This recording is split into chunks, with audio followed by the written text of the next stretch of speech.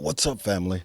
I'm Six, and this is the Crime Chronicles. I've got a few things that came across my desk that I wanted to kind of speak to and get you guys' opinion on. But first, if you're here, thank you for coming. Make sure you guys hit that subscribe button. Make sure you hit that like button so you guys get notified and stuff when content like this come out. Thank you for my subscribers and you guys' patience.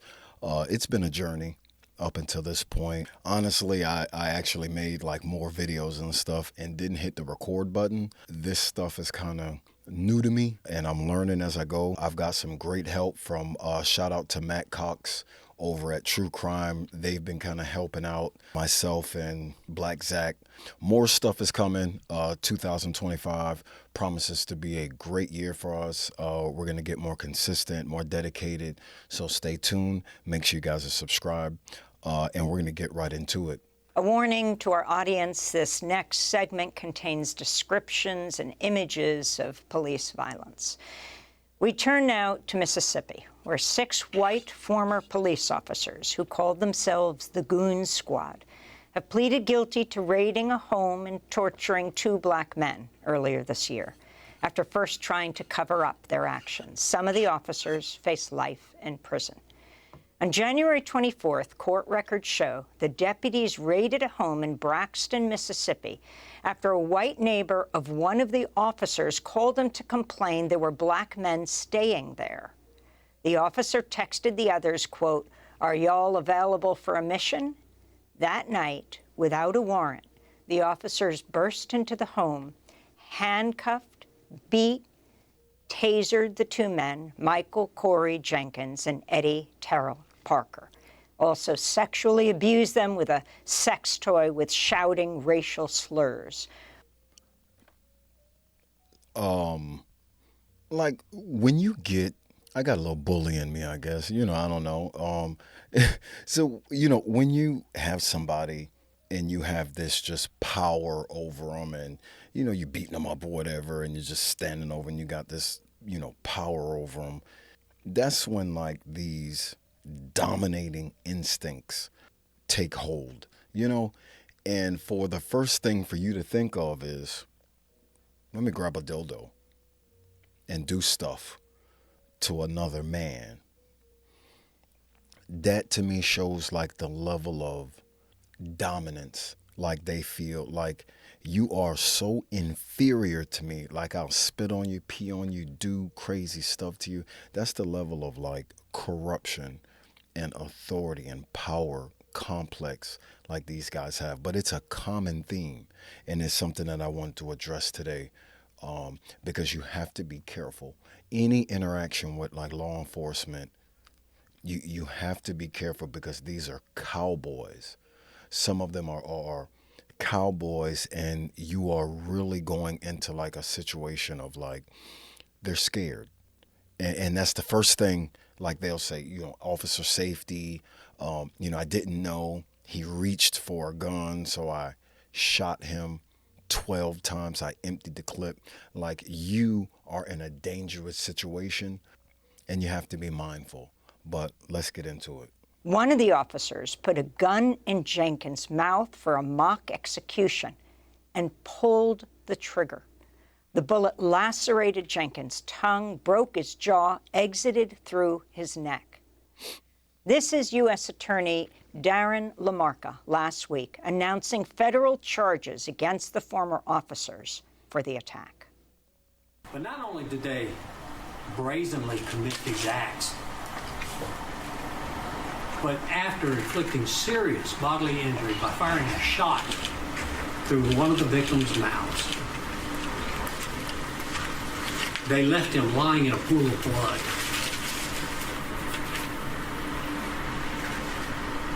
Gathered on the porch of the house to discuss how to cover it up. What indifference. Look at Becky back What there. She's disregard for life. After the attack, Michael Corey Jenkins was actually charged with a felony. Of course. Based on methamphetamine the officers said they found in the raid. They did find but it records after they show took it out that their was a pocket. lie, and the charge was dropped. In fact, the deputies planted drugs to devise an excuse for the raid and also stole surveillance video from the house. Their body cameras were off. Court documents said the officers used the name Goon Squad, quote, because of their willingness to use excessive force and not to report it. The Associated Press found the deputies were linked to at least 4 violent attacks on black men since 2019. 2 of the men died. Turning now to a very troubling story out of Mississippi involving 6 law enforcement officers convicted in a brutal racist assault. They called themselves the Goon Squad, and 2 of them were sentenced yesterday. The attack began when someone called to complain about 2 black men staying with a white woman. Errol Barnett has been following this case. And I went ahead to the sentencing because they've been sentenced at this time. We wanted justice, and we have some justice. Michael Jenkins and Eddie Parker say they are satisfied after a federal judge sentenced former sheriff deputies Hunter Elwood to 20 years and Jeffrey Middleton to 17 years for crimes the judge called egregious and despicable. As far as the torture session, it went down, mainly in here. A so-called goon squad of 6 officers pleaded guilty to crimes including entering this home last year without a search warrant. There, they shot Jenkins and Parker with stun guns, sexually assaulted them, and poured alcohol and milk over them while shouting racial slurs. The 6 white police officers involved in this assault sought to dehumanize their victims. That's right. Elwood admitted to shooting Jenkins after putting a gun in his mouth during a mock execution. Looking at me, I'm looking at him, and we sat there for a minute, and he pulled the trigger. In the courtroom Tuesday, Elwood apologized directly to the 2 men. Parker then forgave the ex-officer. Because he I saw forgive his that part, fault. but other than that, he still did, what he did, and he has to be punished for that. An investigation by the no Associated way. Press revealed that since 2019, some of the deputies had been involved in at least 4 violent assaults on black men, which resulted in 2 deaths and another suffering lasting injuries. So my thing is with law enforcement, just like with the FBI, like the FBI goes into like a background check. There's a psychological background check because they try to filter for obvious reasons. They try to filter and get the most qualified people for the job. A person isn't sometimes racist. No one has ever complained or said, 6 said some old racist shit. 6 does this and that with children or something like that. Like when there is that, usually there is a small bit of truth in accusations. A person isn't just accused of something wild and crazy and zany without there being a hint of truth in it. So when these officers have this background of complaints, there should be a much better process of investigating, because when you harbor those hateful feelings, that affects your job. Like if you have a serious racist bone, you're obviously going to judge blacks different, Mexicans different, Native Americans different. Whatever that prejudice is, you will absolutely prejudge. And then when you prejudge and all, they think, that type of person thinks less of. So you discipline a dog differently. And when they got those people inside and that the doors were locked and it's just me and you have my undivided, uncensored attention, you see how they treated, but there's case after case of people's harbored feelings about a criminal or a black criminal or a Latino criminal or a impoverished criminal or a hood criminal, because I personally know plenty of white cats that are from the hood, and they get the people's elbow from the cops too. They get the people's knee from the cops too. But we'll go ahead. What do you say to people of color in Rankin County who look at this case and wonder if they're safe? Well, I think that the people of color in Rankin County are safer than they were this time last year. Now, later today and throughout the week, the other 4 officers involved in this racist torture incident will be sentenced. They face anywhere from 5 to 30 years in prison. But lawyers representing the victims say that's not enough. They've called for the ouster of Rankin County Sheriff Brian Bailey, and they filed a $400 million lawsuit against him for overseeing this team.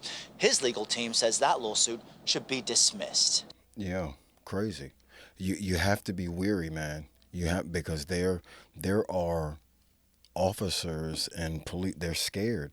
They're scared, or they're cowboys. You know, their approach. It's the same exact mentality as a correctional officer.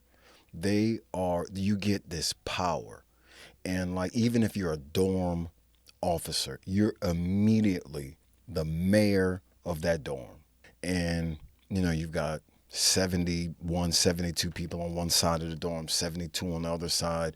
He's the boss. I come to work, clock in, sign the paper. When you know they sit down, they are the mayor of D-dorm, and their word is law, and that power goes to their head. Mind you, like you have to deal with people every day. Customer service is a bitch. Even in my jobs as customer service, telemarketing, you hear all that no's. Dealing with people on a mass basis and uncooperative people on a mass basis wears on you. I get it. It wears on you. You become calloused and numb, uncaring, all of that. I get that. But for me to take my feelings out on you in an adverse way, like if, you know, with me to deal with you and be angry with you and consequently force you to do things or whatever because of that opinion, that prejudice is kind of wrong, and there is no oversight. You write a grievance or you go write it up or whatever, and it's always officer's word, and it takes a collective effort every single time. Like when you're driving, you cease it, record. It's your duty. Like, and I do it personally. Like if I'm not finna pull over but like if I'm somewhere and there's something happening over here, so you never know. Record. You may be saving someone's life. Here's something else I'd like you to take a look at. The case sparking outrage. 2 Georgia police officers fired after video surfaced on social media showing them punching and kicking a man in the head who was handcuffed on the ground. But tonight, one attorney claiming that video may be misleading. Here's ABC's Adrian Bankert. Tonight, hit and kicked in the face by police. The man assaulted on video, now calling for those officers to be charged as criminals. Punched, tased, kicked in the head, and incarcerated for no reason. I am a law-abiding citizen whose rights were repeatedly violated. Demetrius Hollins was pulled over outside of Atlanta. The situation escalating quickly. Watch as one witness captures video of Sergeant Michael Bongiovanni hitting Hollins. Already on the ground and handcuffed, another person records Officer Robert McDonald's stomp on the 21-year-old's face. Make no mistake, what they did was a crime. Bongiovanni's lawyer saying this video is misleading. Rather than a punch, it shows a shoulder strike and is in line with police protocol to get Hollins to comply for a search for weapons. Both officers are fired within 24 hours. The district attorney now deciding if they will face charges. There's literally... That's assault. Bongiovanni's attorney telling us he believes the sergeant acted in line with his training and that he stands by his 19 years of service. I like that. Now hear his words. He acted in line with his training. So if you go back and you look at the officer gets him out, so now this is submission. This is, you see, I am a non-threat right now. We don't have footage, or we don't know what was going on in the car. We don't know if there was actually a weapon in the car. I get all of that. If in that car before that footage, you know, he could have been threatening everybody. I don't know. I know at the start of that footage, that officer has complete control over the young man as soon as he exits the vehicle. So that's where, and then he strikes him. So now you've got a gun or taser, I'm not sure which way, it looked like a gun. You got it to him point blank range. He's raising both hands. At that point, they're saying he acted in a line with his training to issue him a forearm strike to his face. So I don't know what that would accomplish. Putting yourself in the officer's shoes, I'm trying to get this uncooperative young black man out the car. I get him out the car. He's got his hands up. I've got my gun. And at that point, it takes more for me to strike him. And then you see how, he leans over him. He's all on. I'm more vulnerable at that point. I have no backup at that time. So striking him doesn't seem like it would induce more of a control for the situation. So yeah, that's that, man. Just a couple things that had run across my desk, and I wanted to get out there to you guys because it is so important to know what you're dealing with when officers pull you over, like that interaction. These are humans. And for one, there's a specific mindset that one enters in order to become law enforcement. Like there's this, okay, I want to go out and uphold the law. Certain people, so you have to understand that. Now, mind you, I'm not saying that there's an excuse for any of this.